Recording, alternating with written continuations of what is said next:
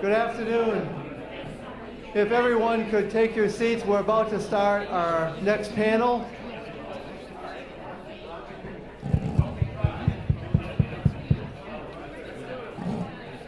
Okay, we're gonna kick off the panel with our Hall of Fame inductees. The last panel was very inspirational, and this one will be the same. So I'm gonna just introduce Doug O'Brien, the CEO of NCBA CLUSA. Doug, take it away. All right, thank you, Rich. Good afternoon, everybody. We're going to jump right into it, and I'm going to first refer you to the pamphlets that you have when you walked in or on the table that have the terrifically impressive bios of our heroes, of our inductees with us today. So for this conversation, we'll sort of dispense with the amazing stories that we'll see on film tonight, and that you can read right here. And I'll just mention one thing, and then I'm going to get out of the way and let these amazing people talk. I'm just in my second year of this amazing job, and I get to do a lot of really cool things. But certainly one of my favorite things, last year I got to do this too, is be able to sit here with folks like this, with the pioneers and the heroes, the people who have really made a difference, have made that co-op impact. So I'm just honored to be here with everybody. What I'll do is start with a really hard question. And it's gonna be very taxing, and I'm gonna put them on the spot. And I'm gonna ask what their first, their not first memory, but kind of that first thing, the first memory of their engagement with cooperatives and the cooperative business model. And what was that tip of that hook that got them into this life?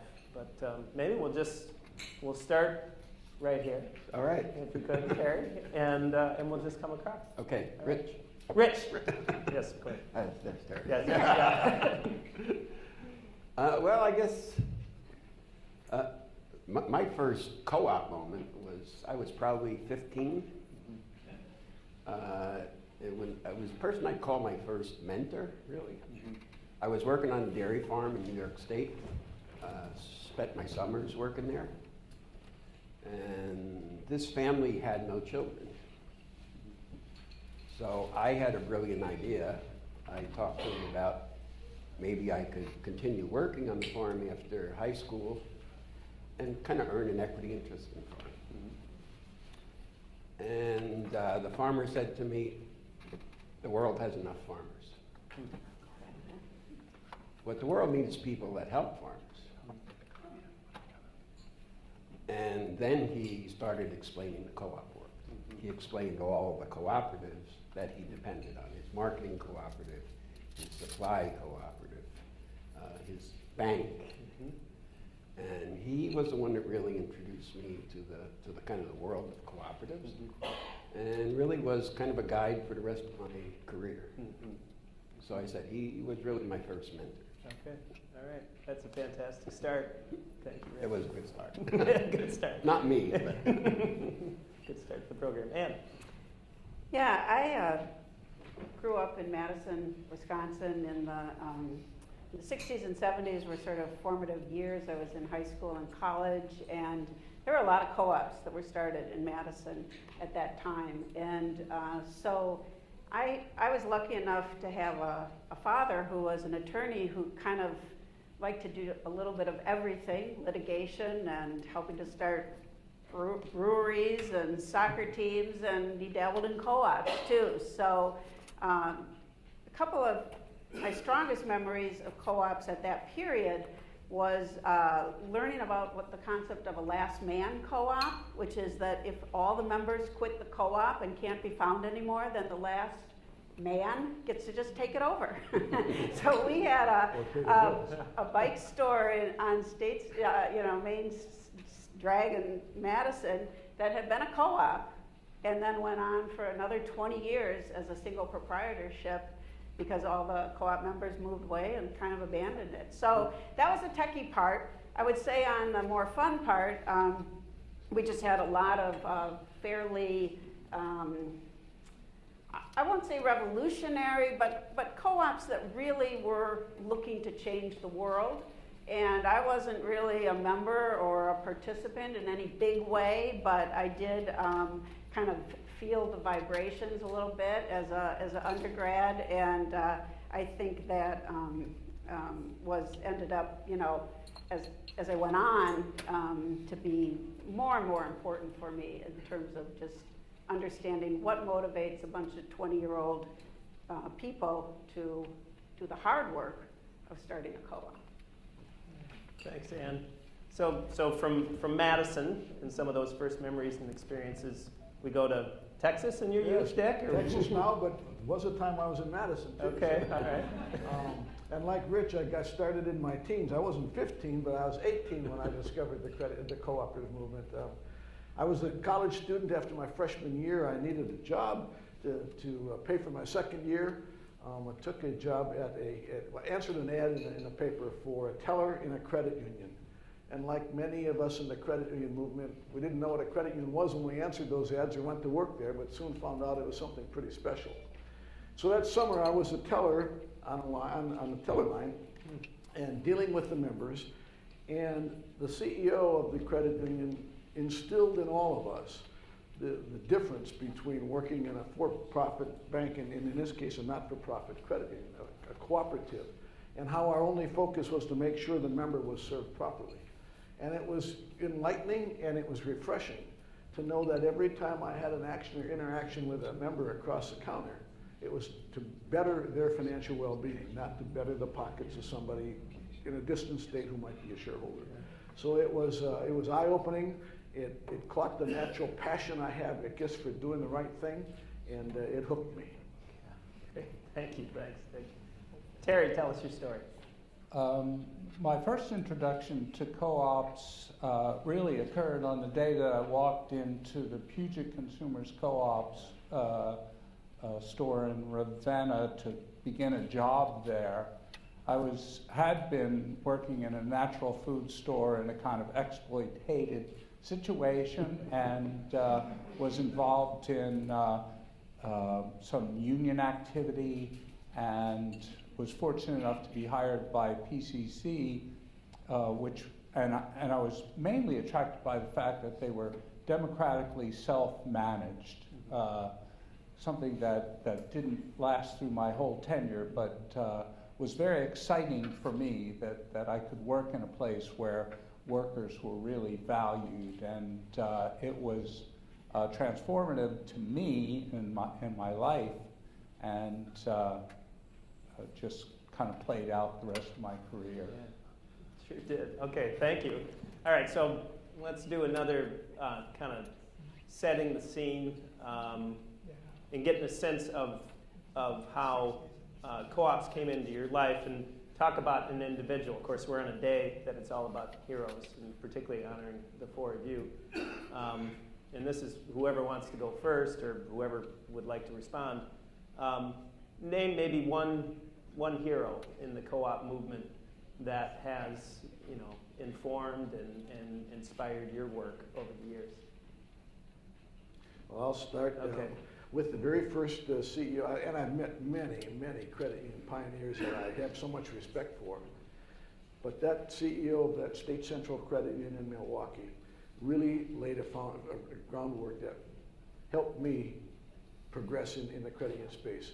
After that summer working there, he liked me as much as I liked working there, and so he said, when you're done with college, when you're done with your military commitment, come on back, we want you in this credit union world.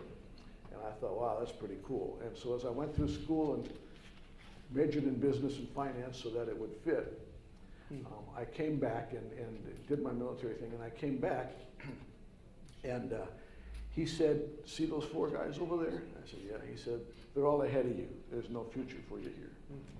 But we want you in the credit union world, so here's the story. We're going to allow you to be here for 2 years on the first and only ever management training program. We want you to learn everything you can about credit unions, but then you got to get out of here.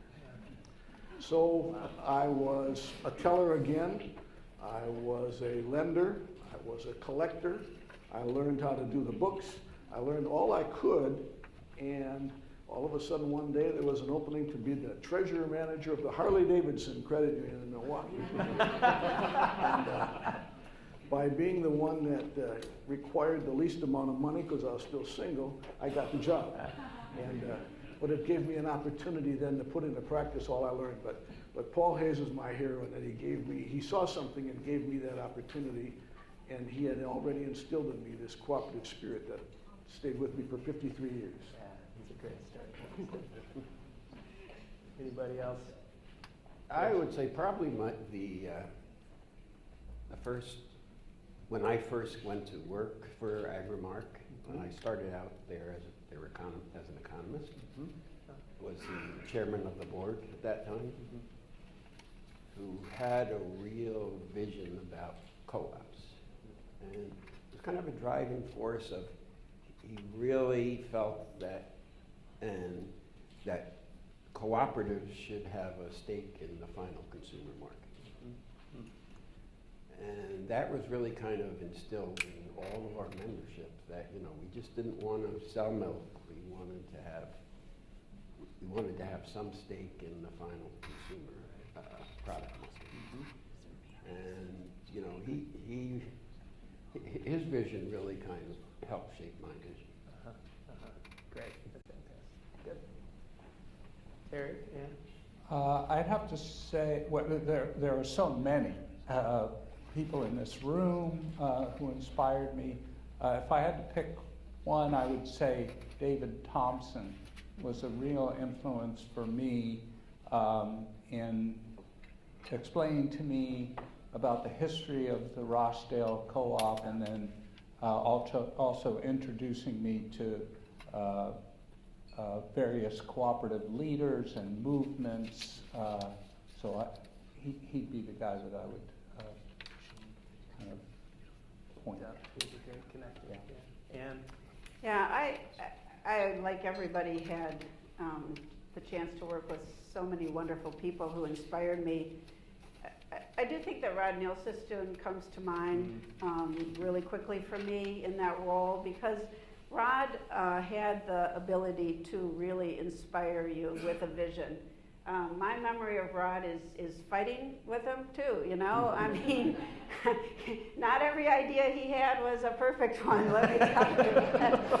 But my gosh, he was able to make you see above the detail and work harder than you thought you would. And I think he gathered around one fantastic group of people, many of whom are in this room. So I was really feel very fortunate to have had the chance to work closely with him in my work, and also feel influenced not only by his vision, but also his just intellectual interest in all types of co-ops and how we could move forward with research, education, policy, and the whole gamut. So I feel very lucky to have known him. Yeah, okay, that's great. Yeah, Brad. So here's the first fun question, and I'll give Leslie Mead credit for this idea, for this question, Leslie. And it's a mistake that you made over your career that taught you a key lesson. At least I'll say, I'm not going to name the mistake, but as you're cogitating on that, that for me, many times the most impactful lesson, the ones that really change the way I go about doing things, is when I made some kind of mistake. And I just wonder, but perhaps with this august group here, there'll be nothing to say on this front, but if there is, go ahead and respond. I wouldn't say this is a fun question. Not fun for you, Terry. Generally, these mistakes lead to, especially within co-ops, a lot of turmoil and turning the co-op upside down. I think the lesson that I learned from a big personnel mistake was trusting my gut and trusting the policies and the principles of cooperation, which I think, in the case that I'm thinking of, I didn't really follow, and consequently paid a price for that. Okay. All right. Have you made a mistake? It's almost it's almost as hard to pick out the mistakes you made as it is to say who influenced you, because there's so many. But, if you don't make mistakes, you don't get any place. So. But I would say the one I really learned a lesson from was we were attacked by a group of food radicals, and I tried to rationalize with them. That was a big mistake, okay? Because I made a lot of press for it, but we never got any place in rationalization. Yeah. Okay. Yeah, I would, maybe I'm a little like Terry.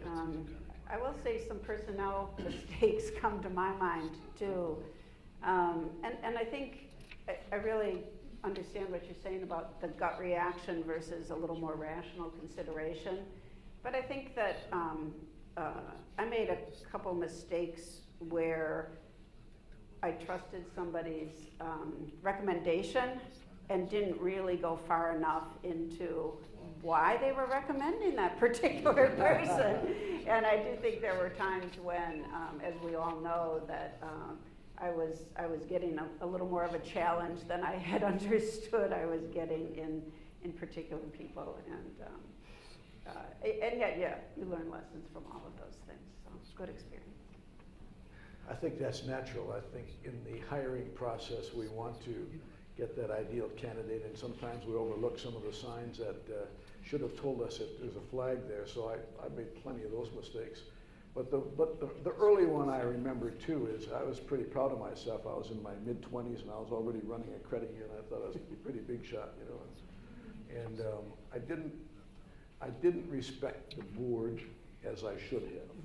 And I learned a lot through making mistakes, and that was a big mistake. And I always, from that point on, respected the board and worked closely with them. But got off to not a bad start, but they sat me down and said, "You're young, let's talk to you. And we still run this place, and you're still going to be the guy that we want running this place on a day-to-day basis. But respect the board." Right. So it was a good learning experience. That's a good learning experience. Okay, great.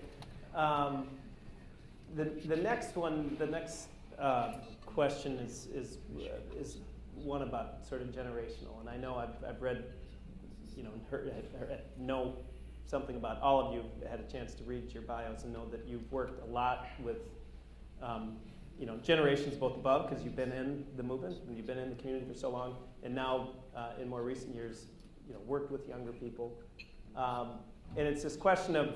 It was mentioned in the panel earlier today that the generations that are coming into the workforce and coming into leadership now, we have a feeling, particularly among cooperators like us, that they must have an affinity to cooperatives for a lot of good reasons, and I think that's true.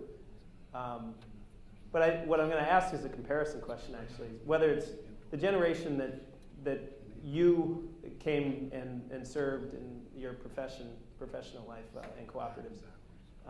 Or for some of you, probably that generation ahead of you was the greatest generation. And my observation that when you step back and you look at when co-ops went to scale in a number of these, it was the greatest generation that saw that, the greater community outcomes, and they were willing to really put that social capital into it. So this is a long setup. For this next, for the oncoming leadership, for the 20s, early 30s, something. What are your observations of what you're seeing? What do you think the potential is, given where we are in society, the way the economy is treating folks today with this new generation? Seems to me that although we had a really passionate age group and enjoyed a lot of success doing what we were doing, the workforce today, the younger workforce today, is looking for a career with meaning. Mm-hmm. it isn't so much focused on how much can I earn, or maybe even what will that title be, but what kind of satisfaction will I get from this position? Boy, if that doesn't play into the cooperative market, I don't know what does. So I think what I see and what I'm hearing is that we have an opportunity to really grow the cooperative movement through the passion that these young people have or will acquire if they understand this is going to meet their test for doing something meaningful in life. That they're going to be able to help people with every transaction, whatever it is, as opposed to helping to make a profit for somebody else.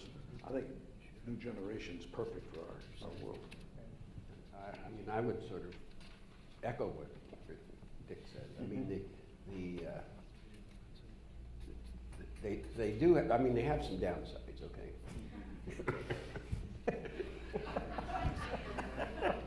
I didn't ask you about that. They don't want to come to work at 2 o'clock Sunday morning when the plant breaks down. Okay?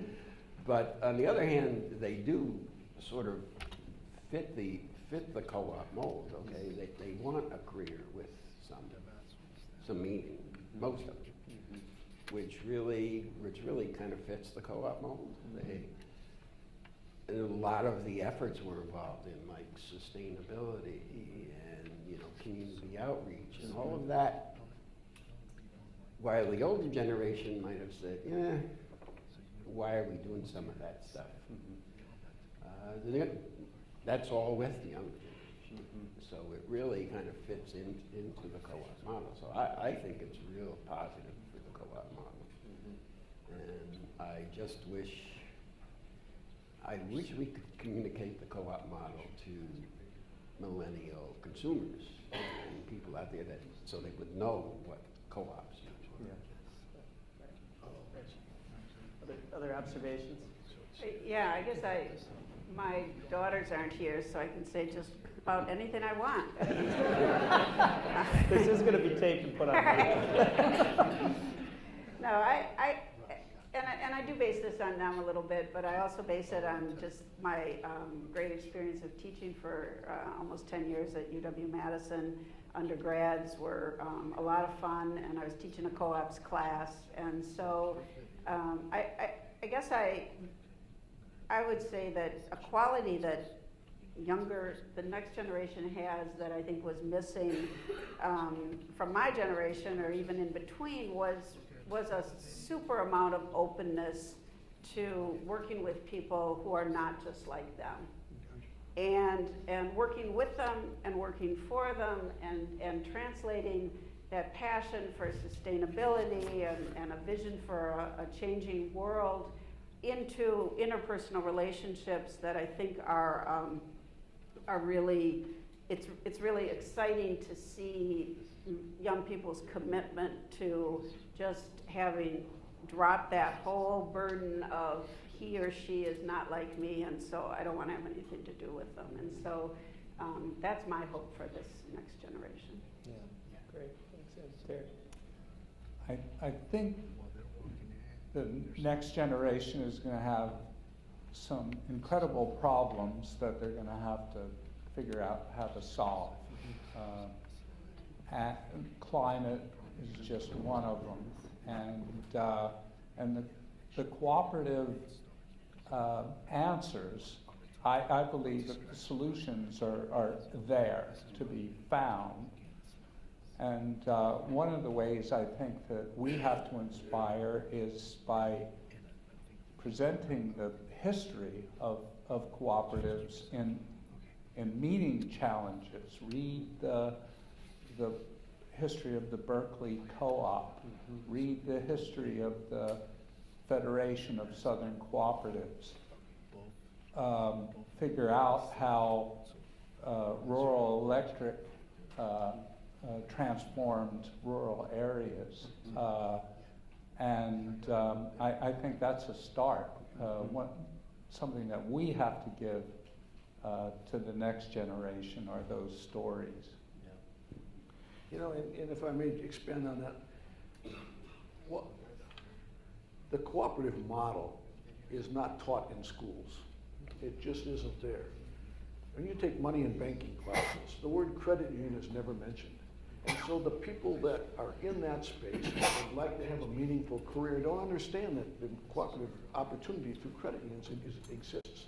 Somehow we've got to indoctrinate younger people into the fact that they can have a meaningful career, and it's out there waiting for them in our world. Yeah, got picking up on this this idea of cooperators, cooperatives across time. I'm going to ask you to take out your crystal ball and look through a co-op lens. Okay, so basically, you are all visionaries and continue to be visionaries. What do you see in store for your sector? So I'm going to ask a kind of sector-specific question. If we fast forward, you can pick a time frame. I'll say a generation, 20 or so years, 20, 25 years.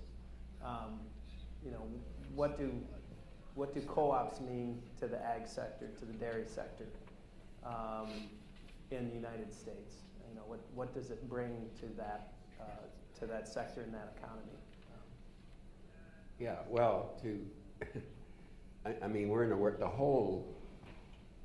all sectors are in this consolidation mode where, little stores are bordered by big stores, and so the purchasers of milk for our farmers, they're getting bigger and bigger and bigger, and more powerful and more powerful and more powerful. The only hope farmers have, to have some bargaining power against that consolidation is through co-ops. And that's why co-ops were formed in the first place, to give farmers some bargaining power. And as I see this consolidation in all sectors, your co-ops are going to play in the ag sector even more important. I mean, and it's not just the buyers of it's we used to go to a food show, and there'd be a whole hall full of buyers. Now they don't even have the shows anymore. It's down to down to a handful of buyers. So to me, it's co-ops are going to play a greater role in this consolidating world. That makes sense. Other Dick or Terry? For me, and my thinking about the food sector, it's about scale and how to achieve scale in doing what we do and maintaining our values at the same time. The natural food co-ops, the ones that were founded in the 1970s, really brought to our country ideas of safe food and healthy food, but it was on a small scale, and before we had the internet and Amazon and Walmart and these huge scale players, that we were able to affect the eating habits of people, and I think had a big effect on the health of the public. But we're dwarfed now. We still have something to say, and important things to say, but how do we move from being relevant in a 10-block area to relevant in our country? That's the dilemma. My crystal ball is fuzzy on that. Is yours crystal clear, Dick? Yeah. Thanks, Terry. I think credit unions are placed in a position that should be the envy of everybody in the cooperative sector, anybody anywhere. We see the banking community continue to shrink, the number of banks going away. They're merging into bigger and bigger and bigger organizations. The bigger they get, the less personal they are. The more the decisions are made at some corporate headquarters as opposed to local, where they could deal with the people locally. Credit unions have an amazing opportunity to fill that void, to make sure that they are the ones responsive to the people. They serve the community they live in. They're owned by the members themselves. Credit unions are so well positioned for the future. I wish I were 50 years younger. No. Yeah, and I'm a little more of a generalist, Yeah. but credit unions are a great example of a model that can be replicated in many different communities and across the country. And we all know food co-ops did it too, and electric co-ops, dairy co-ops.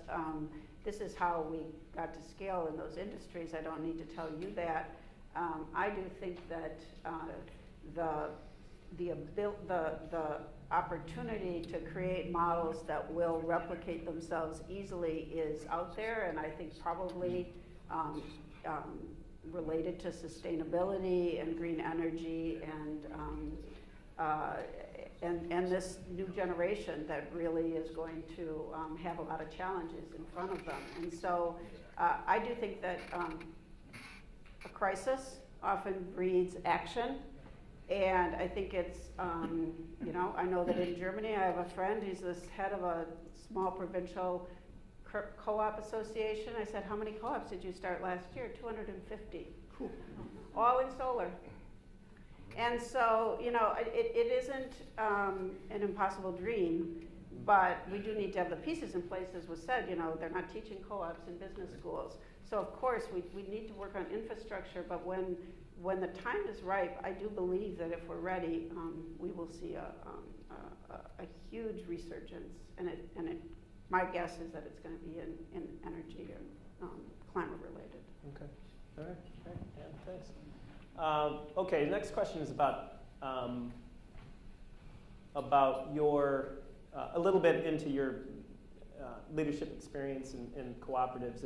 Looking through your biographies, in one way or another, all of you had some significant part of your professional life on bringing things together, bringing two major co-ops together, bringing state leagues together, Terry expanding, and in just about any way you can imagine. For everyone here, how what did you find? What did you find is the most successful tactic or tactics in having members, choose to work together, which at the end of the day, many times can be, some of the critical challenge. What are some of those tactics? Anybody? It's got to be something they really want to do. Yeah. Mm-hmm. I mean, and oftentimes, I'll take a merger of agricultural cooperatives. It happens when one of them has a really serious financial problem. And so that causes a merger to happen. And I've seen that happen many times over, Yeah. I mean, necessity sort of the mother of invention, Right. But it's not going to happen unless the member owners want to do it. Right. I mean, there's no way management's going to force that. Right. I've seen people try to do that too, and that doesn't work. Yeah. That's a good answer. Thanks. Well, in the credit union world, we just recently, about 5 years ago, put together 3 state leagues or state associations into one, merging Oklahoma, Arkansas, and Texas together. The rationale then was that credit unions and their management and boards are at nationwide conferences, they talk to each other, and they expect a certain level of service from their state association. And as the numbers of credit unions shrink, it's difficult to have the resources to be able to provide the level of service that they hear about from the bigger, stronger organizations. And so it was a fairly easy task to bring these together. Now, having said that, there were 8 leagues at the table when it started. All the rest of them could very well have benefited by being at the table, but for pride, for it's going to cost me my job, for reasons that weren't in the best benefit of the member, many disappeared from that table. But the 3 that came together have created this very large, successful organization, and so the members are better served because resources are centralized and can be used across all 3 states. And again, I guess back to Rich's point, it was eventually they recognized this was something that they wanted to do. Right? I mean, that's and I guess and I want to hear from the other inductees here, but the question, how do you that balance of, do you get them to want to do something, or do you just or do you come to try and figure out, well, we're going to figure out whatever they want and I'll do that. That's that. Sometimes it takes leadership, right? Right. Get around to that. Terry, your thoughts? Yeah, we have, I'll give you a little creation narrative. In 1992, at the Consumer Cooperative